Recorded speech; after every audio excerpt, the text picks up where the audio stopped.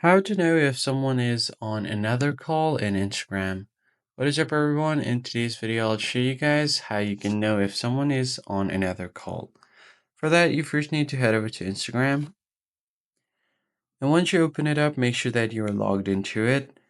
And you just want to head over to your messages section by swiping left on your screen. So you need to make sure that you have the active status turned on. You can do that by going back, going to your profile, then go to the three lines. Now, once you've done that, you are going to have to search for something called activity status. So just go ahead and search for it.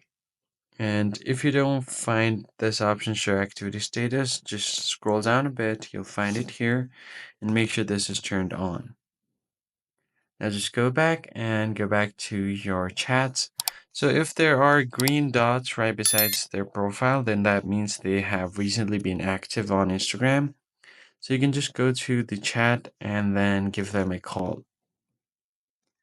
And when you give them a call, if they don't seem to pick up your call, then that probably means that they are not